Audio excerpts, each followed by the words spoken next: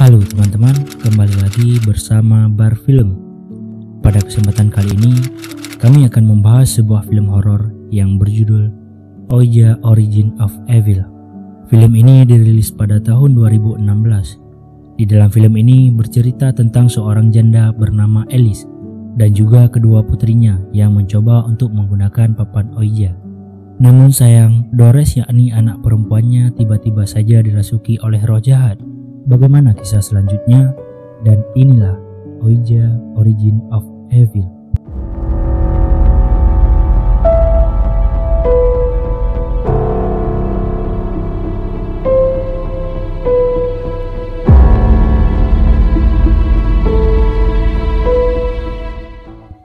Film ini mengambil latar belakang pada tahun 1967.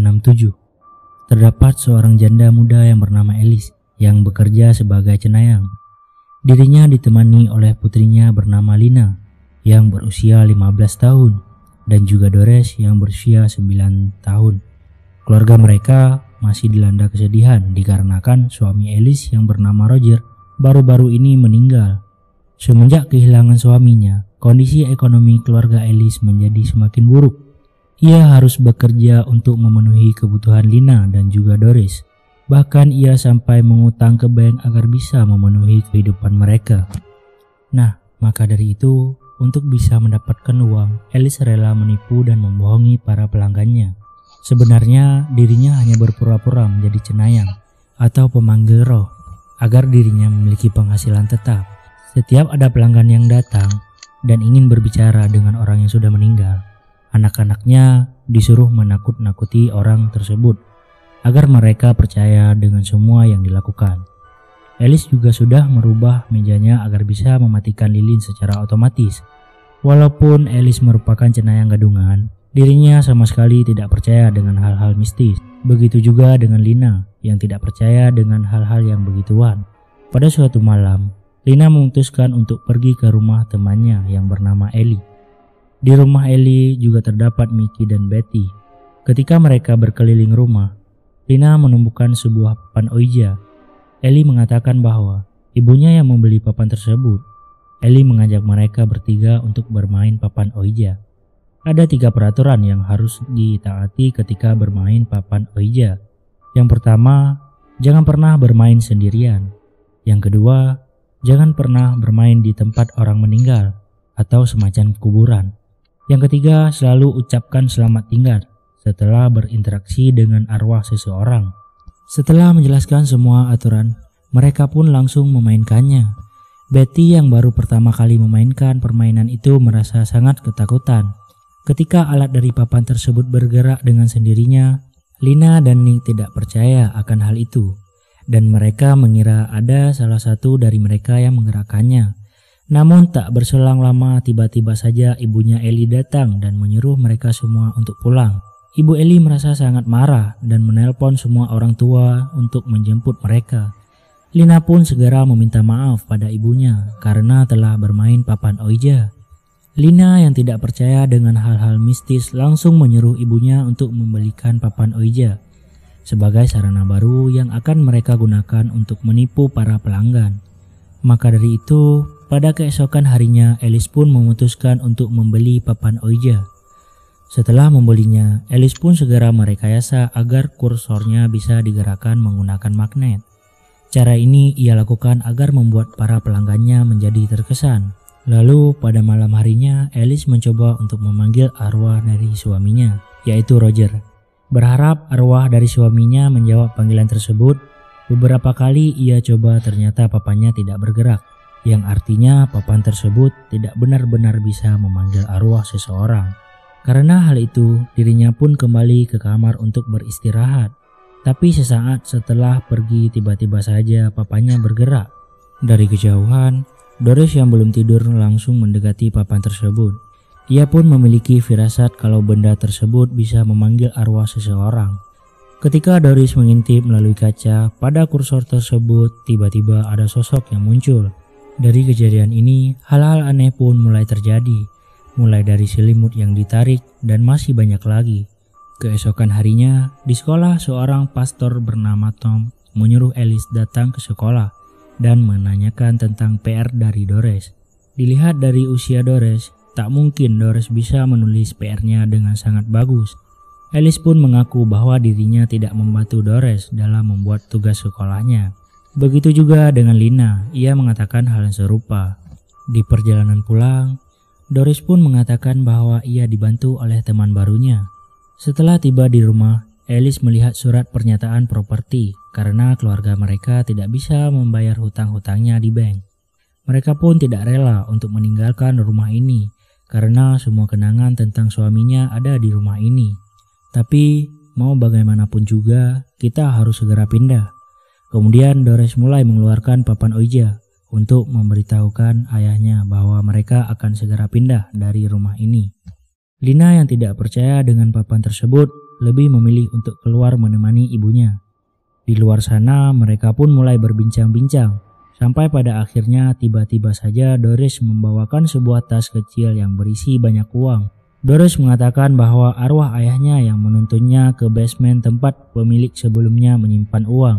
Antara percaya dan tidak percaya, pada akhirnya mereka bertiga pun mulai memainkan papan Ouija. Saat kursornya bergerak sendiri tanpa disentuh, Lina pun menjadi ketakutan. Ia menyuruh mereka untuk menghentikan permainannya. Beberapa pertanyaan sudah diajukan dan arwah tersebut bisa menjawabnya dengan benar.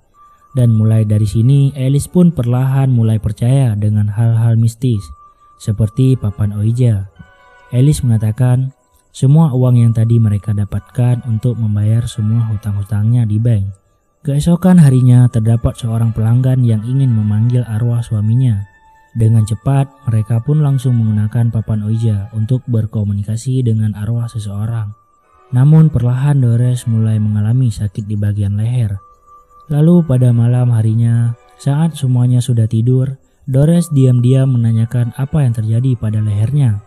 Akan tetapi, setelah ia melihat lubang kaca yang ada pada kursor, tiba-tiba saja ada makhluk menyeramkan yang sedang memegang leher dari Doris. Dan makhluk tersebut masuk ke dalam tubuh Doris. Setelah kejadian itu, Doris menunjukkan sikap yang aneh. Ketika Lina terbangun dan ingin minum, tiba-tiba saja muncul hal aneh di sekitar mulutnya. Dan ternyata itu hanyalah sebuah mimpi. Lalu pada suatu malam, Lina melihat dengan jelas bahwa adiknya sedang menulis sesuatu. Karena Lina tahu ada sesuatu yang aneh terjadi pada Dores, akhirnya ia pun memutuskan untuk kembali ke kamar. Namun setelah sampai di kamar, dirinya sangat terkejut karena melihat boneka pemberian ayahnya dulu tiba-tiba saja mulutnya terjahit.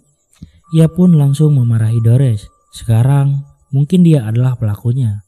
Dores pun mengatakan bahwa bukan dia yang melakukan hal tersebut, melainkan ayah mereka. Ia sengaja menjahit mulut dari bonekanya.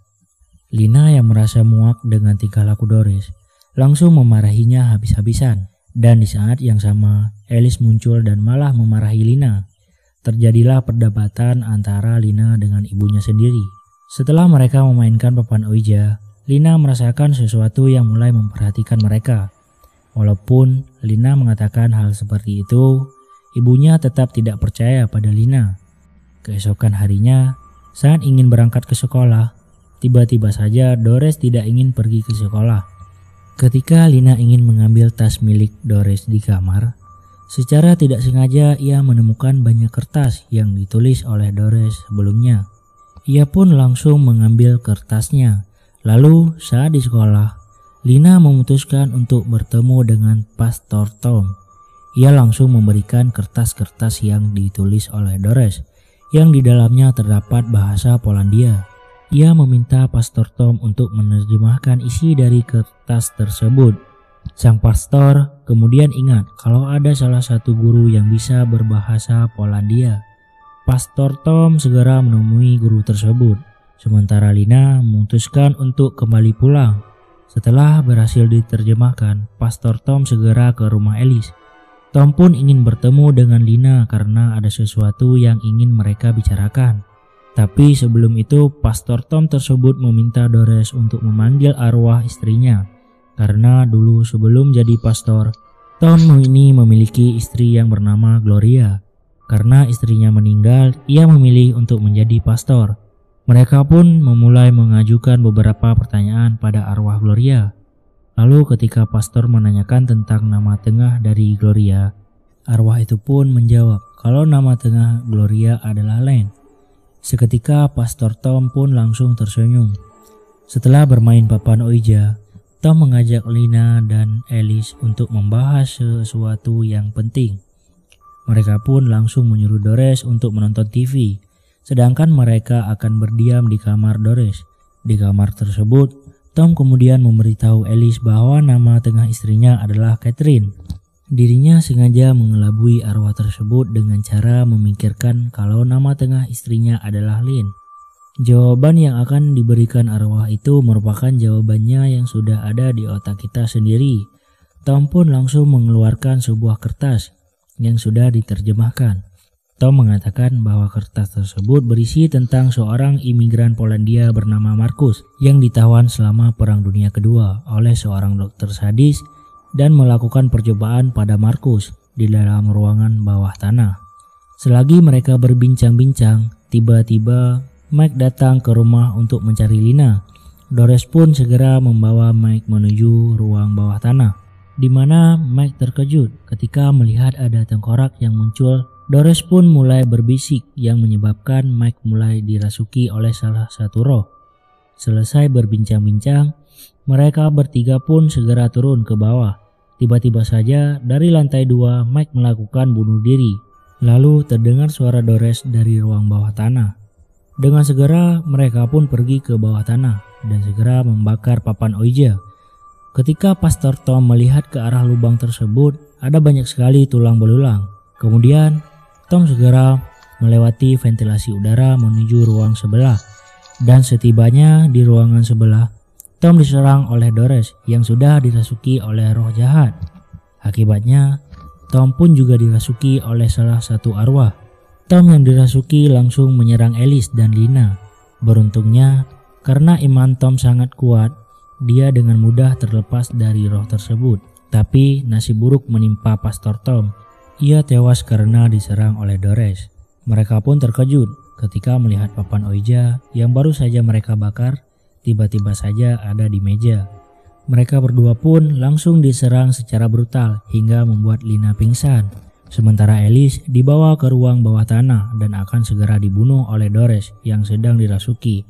Di sisi lain, setelah Lina sadar, dia balik ke masa lalu, di mana ia sedang memarahi Doris karena telah menjahit mulut bonekanya. Di tempat itu ternyata memang benar arwah ayahnya yang menjahit boneka tersebut, bukan Doris.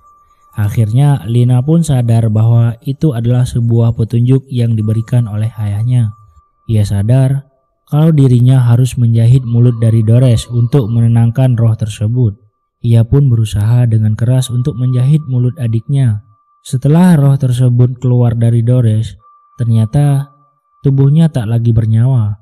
Alice pun segera terbangun dan melihat anaknya yang sudah meninggal.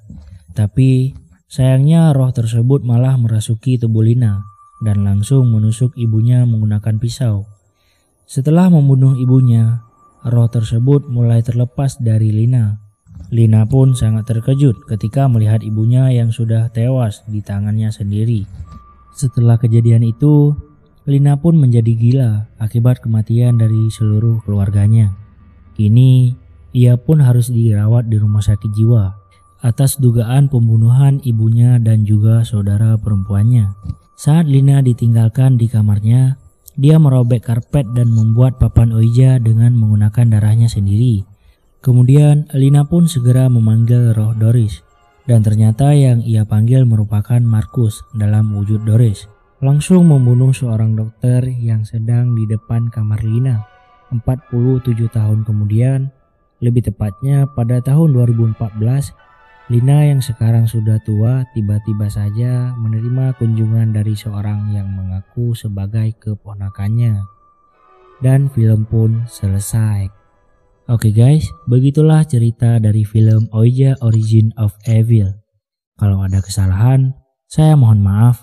Jumpa lagi di alur cerita selanjutnya.